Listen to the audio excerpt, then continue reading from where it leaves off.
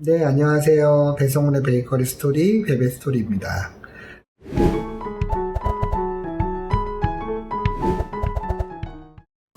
베베스토리는 베이커리 창업을 앞두신 분들에게 도움이 되고자 시작한 방송이고요. 제가 그동안 많은 분들과 상담을 통해서 얻었던 그런 내용들을 위주로 창업을 앞두신 분들에게 어떤 식으로 도움을 드릴 수 있을까라고 고민을 하다가 시작하게 되었습니다. 그래서 오늘은 그 중에서도 창업을 앞두신 분들이 가장 많이 궁금해하시는 주방의 평수 규모라든지 아니면 업체를 선택하는 방법에 대해서 한번 말씀을 드리도록 하겠습니다.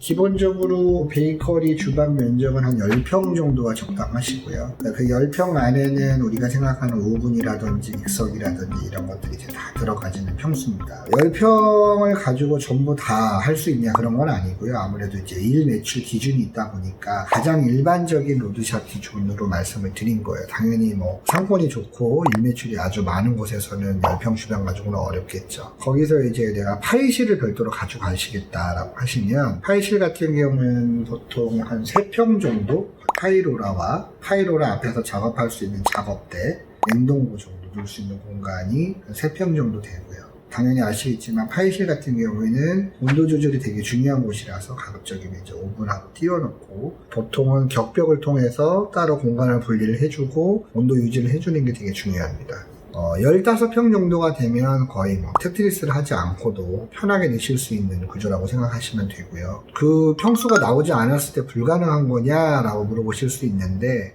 꼭 그렇지는 않습니다. 그런 거를 해결하기 위해서 저희 같은 사람들이 있는 거고요. 주방 평수가 좀 적게 나왔다라고 하시면 건축 도면을 가지고 오세요. 원하시는 이제 그 베이킹 주방에 대해서 저희가 설명을 좀 듣고 장비 배치라든지 그다음에 필요한 장비 리스트 정도는 충분히 이제 상담을 해드릴 수 있으니까요. 제일 안타까운 부분들이 막 여기저기 이제 장비를 알아보시고 공사 당일날 장비가 들어가집니다 안 들어가집니다 이런 이야기들이 많이 나오거든요. 장비를 구매하시기 전에 주방의 크기라든지 장비 배치를 미리 한 번 정도는 해보시고 진행하시는 게 가장 좋습니다.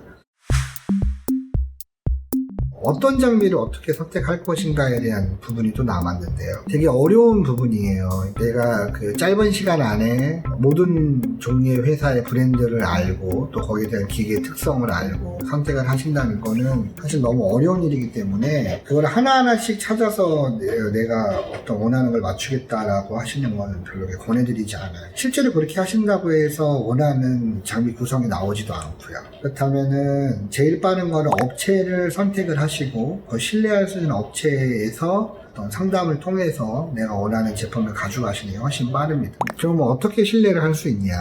이게 되게 주관적인 내용이라서 어려운데 일단은 기본적으로 블로그에 시공 후기 같은 게 잘 나와 있는 업체인지를 한번 보셔야 되고요. 그래야만 객관적으로 이 업체가 어느 정도 시공을 하고 있고 그 많은 사람들이 판단했을 때도 이 업체가 괜찮다라고 생각을 하시는 거기 때문에 또한 시공 후기도 전혀 없고 그런 거에 대해서 준비가 아예 안 돼 있는 업체라면은 좀 피하시는 게 좋고요. 두 번째는 홈페이지를 한번 들어가 보세요. 그 회사에서 운영하는 홈페이지가 얼마나 짜임새게 잘 꾸며져 있는지. 홈페이지라고 하는 거는 어떻게 보면 회사의 얼굴이거든요. 내가 어떤 물건을 팔고 그 장비에 대해서 이제 그 특징에 대해서 설명을 해놓은 건데 그 홈페이지가 건성이라든지 아니면 엉망으로 꾸며져 있다라고 하면 그만큼 본인이 파는 장비에 애착도 없고 전문성도 없는데 소비자가 와서 무언가를 물어봤을 때 잘 대답해 줄 가능성은 낮다고 생각을 합니다. 그래서 내가 파이실을 꾸미려고 하는데 어떤 장비가 필요하고 주방 환경 구성은 어떻게 됩니까? 라고 물어봤을 때 어버버버 하는 업체라든지 일본 기계하고 유럽 기계하고 차이점이 뭔가요? 라고 물어봤을 때 제대로 설명할 수 없는 업체들, 그런 업체들 같은 경우에는 어떤 전문성 부분에서 많이 좀 결여된, 그러니까 단순히 어디서 물건을 사와서 가격적인 메리트를 가지고 일단 팔고 보자라는 식으로 덤비시는 업체들이 많으세요. 그런 업체들 같은 경우에는 피하시는 게 좋습니다. 왜 그러냐면 당장에 살 때는 싸서 좋죠. 근데 시공 부분에서 엉터리로 가게 되면 사용하는 데 있어서 불편함도 생길 수 있고요. 또 나중에 사후관리 부분에 있어서 나는 모르겠어요 라고 할 수도 있거든요. 실질적으로 블로그라든지 홈페이지에 대해서 얼만큼 잘 운영을 해놨느냐 이런 것도 되게 중요하고요. 그 다음으로 이제 판단하셔야 되는 부분은 뭐냐 하면 과연 팔고자 하는 장비를 나한테 권하는 건지 아니면 내가 원하는 장비를 업체에서 이 장비가 필요합니다 저 장비가 필요합니다 이렇게 설명을 해주려고 노력을 작업을 하는지에 대해서는 쭉 상담을 듣다 보면 어느 정도 느껴지실 거예요. 좀 더 쉽게 말씀을 드리면 무조건적으로 그 업체에서 파는 장비여야만 된다라는 식으로 어떤 논리를 가지고 가는 업체보다는 질문을 많이 하는 업체. 그러시면 지금 원하시는 장비가 이런 겁니까? 지금 어디까지 장비를 써보셨죠? 뭐 국산 장비 써보셨나요? 수입 장비 써보셨나요? 장비에 대해서 의뢰한 사람이 어떤 걸 원하는지를 알기 위해서 많이 물어보는 거거든요. 그러한 질문 없이 그냥 이 장비면 됩니다. 이렇게 하시면 되세요. 라고 이렇게 쉽게 가시려고 하는 업체보다는 당장에는 좀 답이 바로 안 나오더라도 뭔가 이렇게 같이 이야기하고 고민하려고 하는 어떤 그런 자세를 보이는 업체를 선택하시는 게 좋고요. 그렇게 하시면은 오픈을 하시고 나서도 내가 원했던 부분으로 진행이 되세요. 근데 그런 소통 없이 그냥 해버리시게 되면 뭔가 이렇게 홀린 듯 난 이런 걸 구상하지 않았는데 정신 차리고 보니까 장비가 이런 게 들어와 있네. 실제로 그런 경우들이 많이 있거든요. 그런 부분에 대해서만 좀 조심을 하시면 좋으실 것 같고, 정말 피하셔야 되는 건 뭐냐면 가격적으로 승부를 보는 업체들. 어딜 가도 다 1,000원짜리였는데 나 800원에 줄게.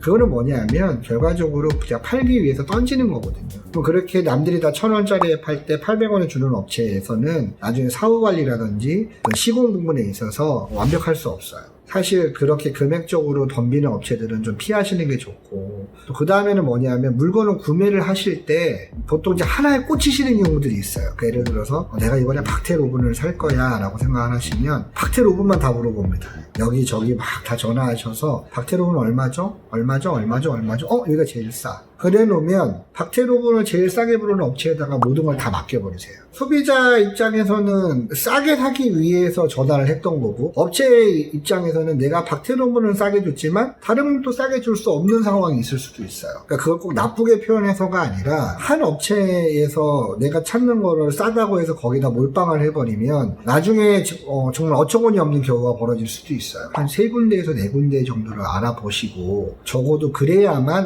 이게 평균적인 가격이구나를 알 수 있어요. 그러니까 그 중에는 이 소비자가 이 장비에 꽂혀 있구나라는 걸 이용하는 업체들이 있거든요. 그거를 싸게 주고 다른 물건에 대해서 가격을 막 올려버려요. 그럼 결과적으로 나는 싸게 샀냐? 그렇지 않죠. 내가 원래 사려고 하는 박텔 오븐을 이만큼 싸게 샀는데 다른 걸 이만큼 비싸게 사서 결과적으로는 평균가 이상으로 사버리는 그런 안타까운 경우들을 되게 많이 보거든요. 그래서 다양한 업체들을 한번 만나보시고 나에게 정말 필요한 장비를 권해줄 수 있는 업체, 무조건적으로 가격이 싼 업체보다는 전문성을 갖고 있는 업체를 판단하셔서 구매하시는 게 좋다라는 거.